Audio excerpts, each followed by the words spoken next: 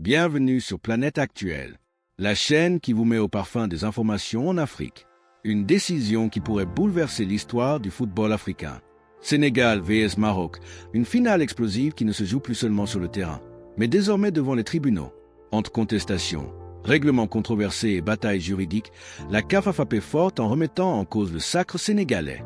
Mais le TAS peut-il renverser cette décision?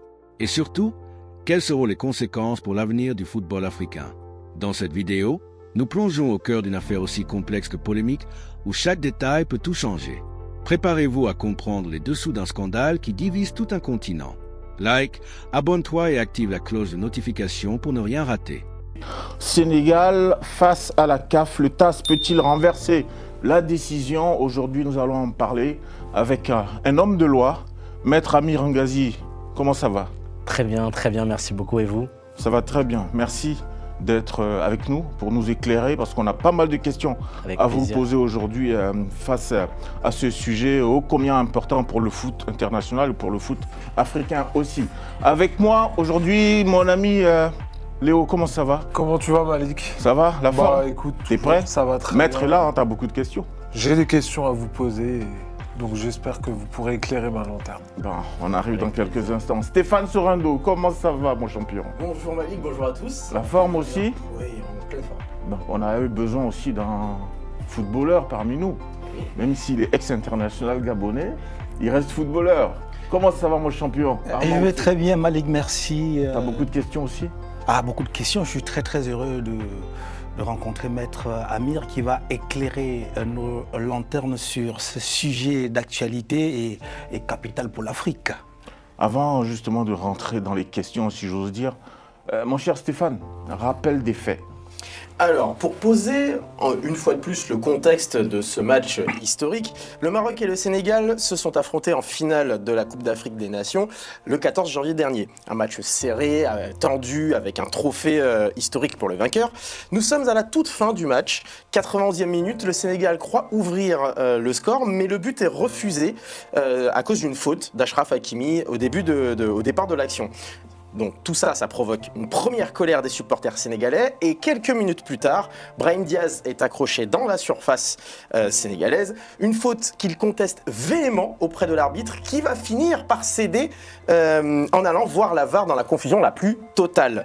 Les Lions de la Teranga crient encore plus fort à l'injustice, le chaos est complet sur le terrain comme autour et Pape Diop, le sélectionneur sénégalais, Pape Diop, oui, demande à tous ses joueurs de quitter le terrain en signe de contestation.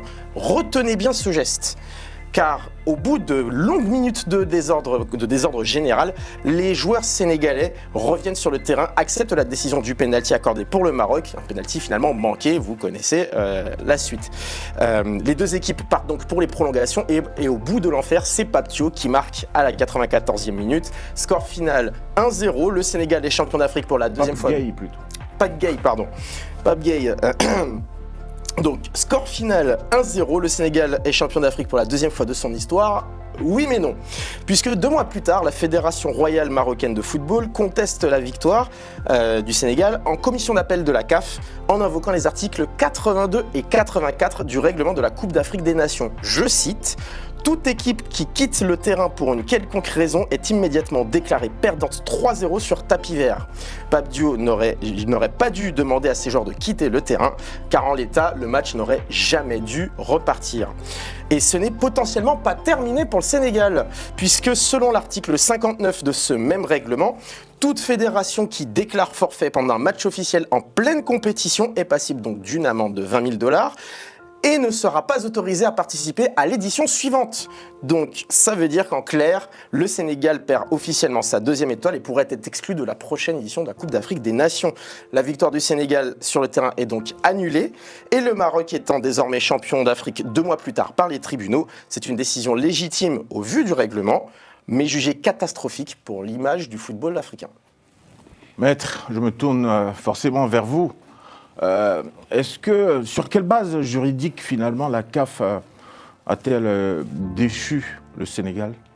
Alors, ce qu'il faut avoir à l'esprit, c'est que pour le moment, on n'a pas encore reçu la décision formelle. On a pu avoir accès au communiqué de presse, mais on ne sait pas précisément de quelle façon la CAF, et plus précisément le jury disciplinaire, la commission d'appel de la CAF, a pris cette décision. Ce qui est certain, c'est que celle-ci repose sur l'article 84 du règlement de la CAN.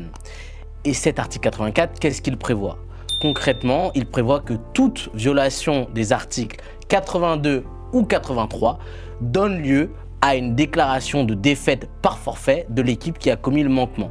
Et quel est le manquement visé ? Eh bien, ce manquement est visé à l'article 82 qui indique que toute équipe qui refuse de jouer ou quitte le terrain est déclarée perdante. C'est important parce que le terme « ou » renvoie à une alternative, c'est pas cumulatif. Donc soit on refuse de jouer, soit on quitte le terrain. Donc à la lecture de cet article, la décision sur le plan juridique paraît tout à fait justifiée. Est-ce qu'à ce jour, la Fédération sénégalaise de football a porté cette affaire au niveau du tribunal arbitral du sport? Nous sommes le 23 mars 2026, au moment où nous enregistrons cette émission. Alors nous n'en avons pas la certitude. En revanche, plusieurs articles de presse se sont fait l'écho du fait que la fédération sénégalaise avait d'ores et déjà saisi le TAS, étant précisé que, a priori, la fédération sénégalaise ne s'est pas encore vue notifier officiellement la décision et qu'elle a un délai de 21 jours à compter de la notification de la décision pour former appel devant le TAS. Léo ? Moi, j'ai une question pour vous, maître. Parce que vous avez évoqué l'article 84 qui prévoit donc que le match soit perdu pour le Sénégal parce que l'équipe est rentrée au vestiaire.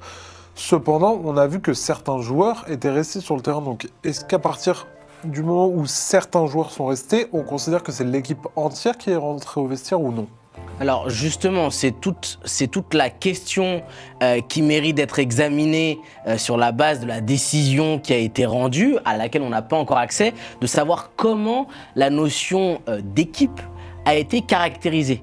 Est-ce que l'équipe, c'est l'ensemble des joueurs sans exception ? Est-ce que c'est un nombre au-delà duquel, finalement, on ne peut plus pratiquer le football, on ne peut plus affronter son adversaire ? Est-ce que ça comporte également les encadrants, le staff ?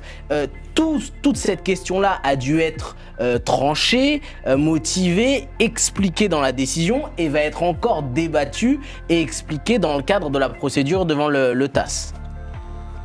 Justement, je voudrais aussi rebondir, je vais dans le même sens que Léo. Le match, les joueurs sont revenus sur le terrain. Exact. Ils ont fini le match. L'arbitre a validé le score final. Comment on peut qualifier d'abandon alors que derrière, le match a repris et le score a été validé, les médailles données, le trophée donné? Et pour ajouter justement, que prévoient précisément les règlements de la CAN en cas d'abandon, si toutefois il y a abandon? Alors, c'est un point intéressant que vous soulevez, mais en réalité, l'article 82 ne vise pas seulement l'abandon définitif. Il vise le fait de refuser de jouer, donc l'abandon définitif, ou le fait de quitter le terrain, alternativement. Donc, même si le match a repris, il y a bien eu un laps de temps, il y a bien eu un court instant où il y a eu un départ du terrain. Et ça n'est pas discutable. Donc la question qui se pose aujourd'hui, ça n'est pas est-ce qu'il y a eu abandon définitif ou pas, puisque évidemment qu'il n'y a pas eu abandon définitif, mais est-ce que le fait que l'équipe soit revenue purge l'incident lié au départ momentané du terrain ? Parce que le départ momentané du terrain, pour au moins une partie de l'équipe, n'est pas discutable. Et c'est toute la question centrale que le TAS va devoir trancher. Est-ce que l'arbitre, en laissant le match se poursuivre jusqu'à son terme, n'a pas, par là, purgé l'incident ? Et je voulais aussi rajouter ceci. Il y a un article 5 du règlement de la CAF qui stipule aussi que une fois que le résultat est validé justement par l'arbitre, on ne peut plus Vous faites référence là, je pense, à la réglementation IFAB. Oui, à la réglementation donc, IFAB sur lequel tout le exact. Ils sont assujettis exact. Le corps à arbitrage. Pour ceux qui nous suivent, l'IFAB, c'est l'instance qui est chargée de créer et de faire évoluer les règles du jeu du football. Et effectivement, en son article 5, le règlement de l'IFAB prévoit non seulement que l'arbitre est souverain, mais également que les décisions de l'arbitre, notamment concernant l'issue du match et le résultat, sont définitives. Et face au TAS, il y aura justement cette confrontation entre les articles 82, 83, 84 du règlement de la CAN et l'article 5 du règlement IFAB. Et le TAS va devoir choisir entre ces deux positions-là. Est-ce qu'on doit privilégier l'article 82, les articles 82 et suivants qui sont extrêmement clairs sur la question, ou est-ce qu'au contraire, on doit privilégier l'article 5 de la réglementation IFAB? C'est toute la question. Et du coup, justement, puisque vous parlez de l'article 5 du règlement de l'IFAB, admettons que cette partie de la procédure donne raison finalement au Sénégal. Que va-t-il advenir en termes de conséquences sur le football africain et même à l'international si une autre situation comme celle-ci pouvait se présenter sur la même compétition? Justement, c'est toute la problématique à laquelle le TAS va être confronté, c'est que toute décision du TAS ou d'un tribunal de façon générale a vocation à créer un précédent.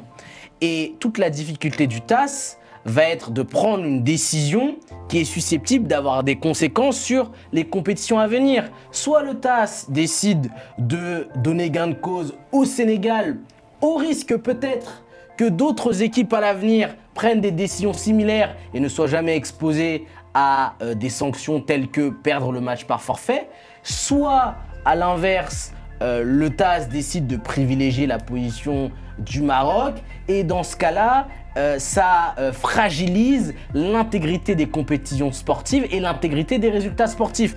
Donc ça va être très compliqué pour le TAS de trancher dans cette affaire à mon sens.